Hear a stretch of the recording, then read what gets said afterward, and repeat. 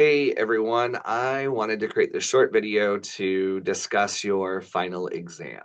Now, I know that I said your project is your final exam, um, but I am kind of backtracking just a little bit on that. Okay. It is before you freak out, it is a relatively easy final exam and it will be conducted 100% online. Okay. It is three questions. It is reflective in nature. Okay.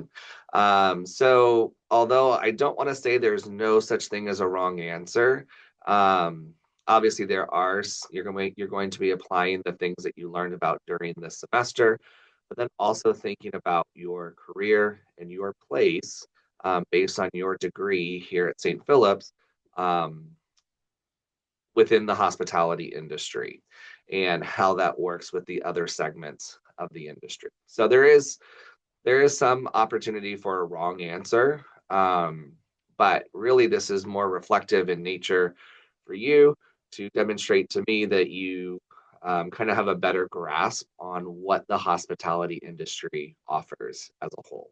Okay, so let me talk about that. Let me show you what the exam looks like.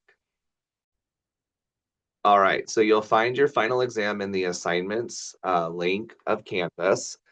You're going to answer three questions in complete full sentences, and there should be a minimum of one page, double typed, double spaced for each question response. So your final exam should essentially be 3 pages in length. Okay. Um,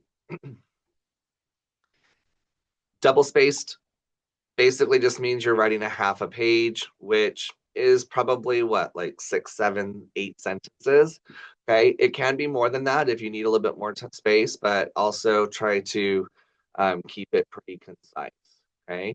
Your three questions. First, describe 3 new concepts regarding tourism and hospitality learned about during the semester. Okay. So identify what those are. And then you also want to describe why they are new concepts and what you learned about them. Number 2, how has your impression of tourism changed since taking this course? So please be specific. So to be able to address this question, you want to first describe in a paragraph maybe about what your perception or your impression of tourism and hospitality was before you took this class. And then in a second paragraph, talk about what it is now and what has changed. So be specific.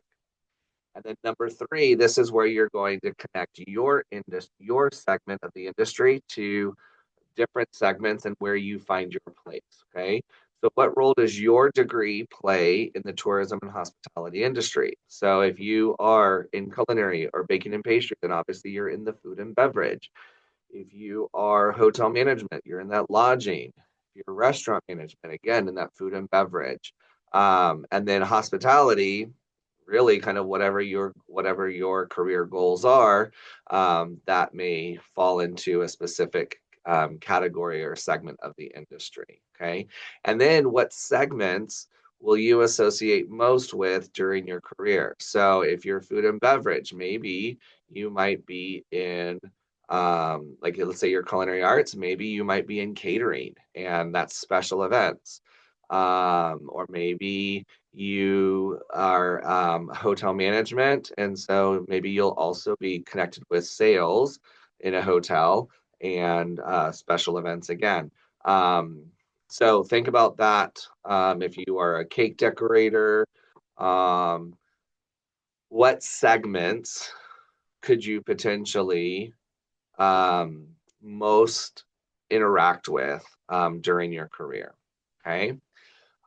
So I want to do a quick demonstration of something that is a way that you can utilize AI to help you make sure that you have answered your questions correctly. Okay.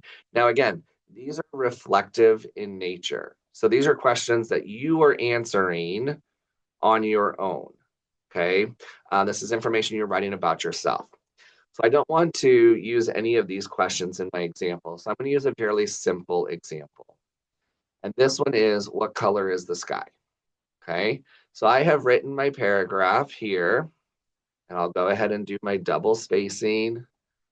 So I'm about a quarter of a page short on this paragraph, okay? But that's okay. This is an example. So when you come over here to Google Gemini, like I said, I used Google Gemini. You can use whichever one you want to, okay? Um, when I use Google Gemini to help me confirm my work, right? I'm not having it write it for me, um, but I want to take into consideration um, and using what I have learned in presenting a conference um, session recently is the raft method. When you are creating your prompt for the AI, you want to use the raft method. So, what is the role? What is the action? What is the format that you need? And then the task. Okay. What you're asking AI to do. Okay. And so here I might say something like, I am a college student studying hospitality management. Okay, so that's my role. Okay, I am writing a reflective final exam. That's my action, period. Okay, I want to be specific for an introduction to hospitality class. Okay, can you please check my answer against the question to ensure I have answered it completely. Okay. So again, I've already written my stuff. I'm not having AI write it. I've written the information. And then I'm going to ask it to double check. Okay. So here is the question. And then I come over here, copy, paste. Here is my answer.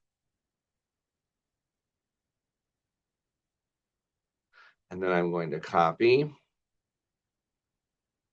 and paste. Okay. And I hit enter. So very thoughtful and descriptive answer. However, based on the question for an introduction to hospitality management class, your answer is overly detailed and scientifically. Okay. So sorry, bad example. I should not have put that I was a hospitality management student. Um, so let me redo this prompt because it's telling me I'm too scientific, which is fine. Okay, so let me do a new one. Okay, can you please check my answer against the question to ensure I've answered it completely? So again, as I take away that role, um, I'm putting AI, as I add the role, I take that, sorry, as I add the role, putting AI into a perspective to maybe look at my answer from a specific lens, okay? Um,